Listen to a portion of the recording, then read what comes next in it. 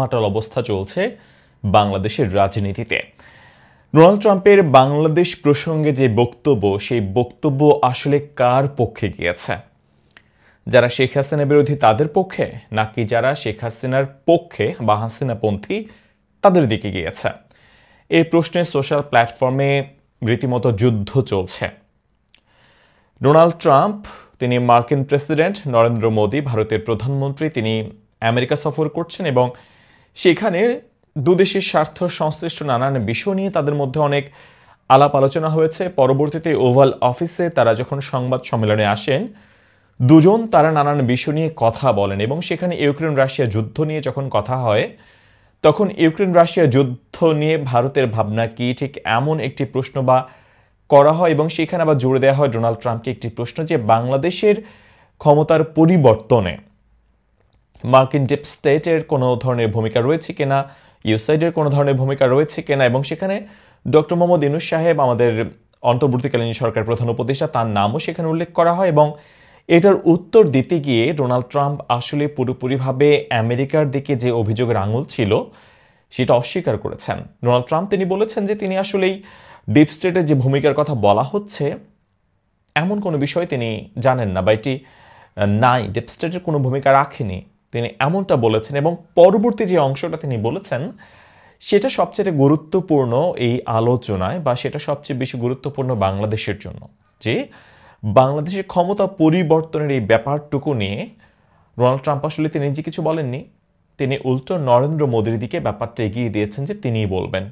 এবং খুব অবাক হয়ে আমরা লক্ষ্য করেছি যে নরেন্দ্র মোদী বাংলাদেশ প্রসঙ্গ নিয়ে কোনো কথা বলেননি।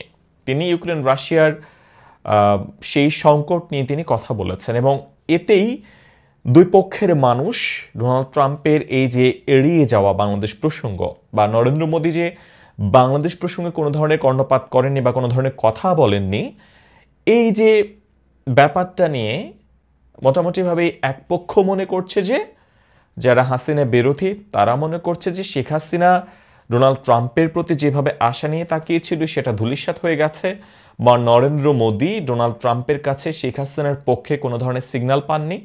আবার অন্য একটি পক্ষ মনে করছে যারা হাসিনা পন্থী তারা মনে করছে যে ডোনাল্ড ট্রাম্প নরেন্দ্র মোদী চোখে বাংলাদেশকে দেখবে, আর নরেন্দ্র মোদী যেহেতু শেখ হাসিনার খুব কাছের একজন মানুষ এবং শেখ হাসিনাকে আশ্রয় দিচ্ছেন, প্রশ্রয় দিচ্ছেন, সেই ক্ষেত্রে হয়তো নরেন্দ্র মোদী বড় কোনো ভূমিকা রাখতে চলেছেন। এখন এখানে প্রশ্ন যেগুলো সেগুলো হচ্ছে ডোনাল্ড ট্রাম্প কেন এই বিষয়টা নরেন্দ্র মোদীর দিকে ঠেলে দিয়েছেন।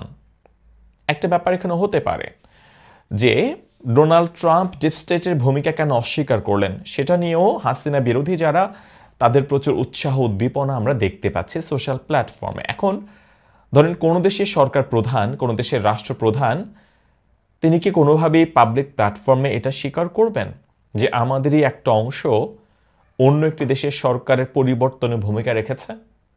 যদি রেখেও থাকে, এই ব্যাপারটা কি পাবলিকলি ওপেন প্ল্যাটফর্মে এভাবে কেউ স্বীকার করবেন? সেটা ডোনাল্ড ট্রাম্প হোক বা জো বাইডেন হোক বা বারাক ওবামা হোক, কেউ কি এটা স্বীকার করবেন? তাদের নিজেদের মধ্যে অনেক সংঘাত থাকতে পারে, আদর্শিক দ্বন্দ্ব থাকতে পারে, কিন্তু যখন ব্যাপারটা অন্য দেশের ক্ষেত্রে হয় তখন কি তারা নিজের দেশের প্রতি যে অভিযোগগুলো উঠেছে এটা তারা কোনোভাবেই স্বীকার করে নেবেন? এই সেন্সটুকু কেন আমাদের হচ্ছে না? ধরেন ভারতও কি কোনোভাবে, ধরেন পেছনে পেছনে কোনো দেশের উপরে যখন প্রভাব বিস্তার করবে, তারা কি ডিরেক্টলি এটা বলবে ইন্টারন্যাশনাল মিডিয়ায় যে আমরা ওই দেশের উপরে প্রভাব বিস্তার করতেছি? এটাই কোনোভাবেই বলে কেউ, বলবে কেউ? আর ডোনাল্ড ট্রাম্প কেন এই ব্যাপারটা নরেন্দ্র মোদীর দিকে ঠেলে দিয়েছেন? কোনো কারণ ছাড়া, মানে যারা এত শীর্ষস্থানীয় পদে রয়েছেন, ক্ষমতার কেন্দ্রে রয়েছেন, তারা কোনো কারণ ছাড়া, কোনো ধরনের ভাবনা ছাড়া এভাবে তারা কাজ করেন কি?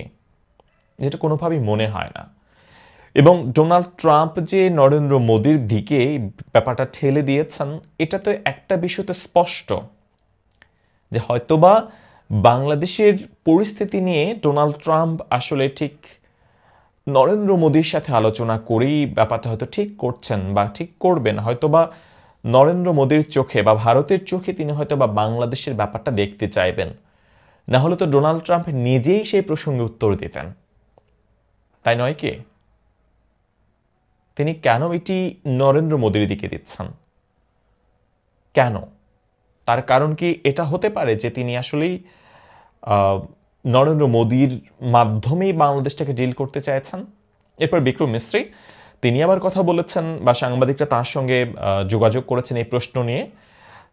তিনি তার ভাবনার কথা বলেছেন এবং এই যে ভারত এবং বাংলাদেশের বর্তমান যেই টানাপোড়েন চলছে সেই টানাপোড়েনের পেছনে প্রধানতম অন্তরায় হিসেবে বাংলাদেশে যারা তারা শেখ হাসিনাকে দায়ী করছেন, যে শেখ হাসিনা ভারতে অবস্থানকে তারা দায়ী করছেন।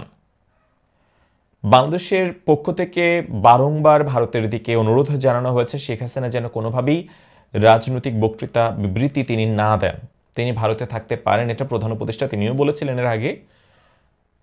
তাকে চুপ থাকতে হবে, মানে শেখ হাসিনাকে চুপ থাকতে হবে। কিন্তু আমরা দেখেছি শেখ হাসিনা আসলে চুপ থাকছেন না, তিনি নানান ইস্যুতে নানানভাবে তিনি কথা বলেন। কখনো তিনি ফেসবুকের লাইভে আসেন, অডিও লাইভে অফকোর্স, কখনো তিনি ভাষণ দেন, আবার কখনো কখনো তাকে আমরা তার নেতাকর্মীদের দুঃখ দুর্দশার কথা শুনতে পাই। এখন শেখ হাসিনা একজন বড় একটি দলের রাজনৈতিক নেতা, তার বিরুদ্ধে গুম খুন সহ হত্যাসহ গণহত্যা সহ নানান অভিযোগ রয়েছে।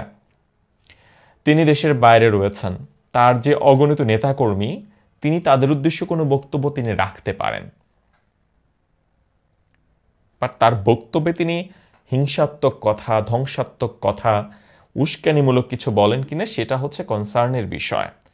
কারণ দেশের শান্তি বা দেশের শৃঙ্খলার বা বিশৃঙ্খলা সৃষ্টির জন্য যেন তার কোনো বক্তব্য দায়ী না হয়, এই ব্যাপারটা অনেকেই খুব মনোযোগের সাথে লক্ষ্য করার চেষ্টা করছেন। এবং সরকারের দিক থেকে ভারত সরকারকে অনুরোধ জানানো হয়েছে বারংবার, কিন্তু আমরা দেখতে পাচ্ছি যে ভারত সরকার এই ক্ষেত্রে অনেকটা বাংলাদেশ সরকারের কথা গুরুত্ব দিচ্ছে বলে খুব একটা মনে পড়ছে না। কারণ যদি গুরুত্ব দিত তাহলে শেখ হাসিনা কি করে ব্যক্তিগত যোগাযোগ যন্ত্র ব্যবহার করে, যেটা ভারত দাবি করছে, সোশ্যাল প্ল্যাটফর্মে তিনি কি করে বক্তব্য রাখেন, বা আওয়ামী লীগের বিভিন্ন অঙ্গ সংগঠনের বিভিন্ন প্রোগ্রামে তিনি কি করে তার বক্তব্য তিনি রাখেন, বা তিনি কি করে ভাষণ দেন। কারণ ভারত যদি না চায় তিনি ভাষণ কি করে দেন।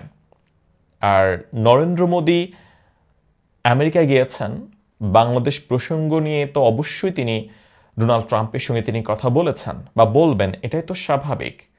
এখন সময় যত গড়াবে, এই যে নরেন্দ্র মোদীর আমেরিকা সফর, এই সফরটা আসলে কি ফলাফল বয়ে আনে, বাংলাদেশের জন্য ভালো হবে নাকি খারাপ হবে, সেটা হয়তোবা আগামী কিছুদিনের মধ্যেই আমরা সেটি বুঝতে পারবো। তবে দুই পক্ষেরই একটা জায়গায় দেখতে পাচ্ছি তারা খুবই উৎফুল্ল।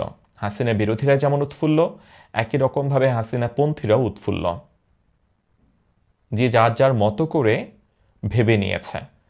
একটা জিনিস এখানে মনে করিয়ে দিতে চাই, আপনারা নিশ্চয়ই গত বছর নয় 2023-এ মার্কিন প্রেসিডেন্ট জো বাইডেন তিনি ভারতে গিয়েছিলেন, বাংলাদেশের প্রধানমন্ত্রী শেখ হাসিনাও তখন ছিলেন, ভারতে গিয়েছিলেন, এবং সেখানে শেখ হাসিনা এবং পুতুল তারা দুজনই জো বাইডেনের সঙ্গে খুবই হাস্যজ্জ্বল একটি ছবি প্রকাশ করেছিলেন। এবং সেই একটা সেলফি দিয়েই বাংলাদেশের রাজনীতি মোটামুটি 1.5-2 মাস ধরে আলোচনা তুঙ্গে ছিল। তখনকার আওয়ামী লীগের সাধারণ সম্পাদক বা তখনকার সড়ক পরিবহন মন্ত্রী তিনিও এটা নিয়ে প্রচুর উচ্ছ্বাস প্রকাশ করেছিলেন যে কি ফখরুল সাহেব, এমনভাবে তিনি বলেছিলেন। তার মানে হচ্ছে যে সবসময় আপনার যে হাসি মুখে ছবি তুললেই সব কিছু ঠিকঠাক থাকবে, ব্যাপারটা তা নয়। বা যেটা আমাদেরকে দেখানো হয় বা আমরা যেটা দেখি, এর পেছনেও হয়তো বা অন্য কোনো গল্প থাকতে পারে, যেটা আমরা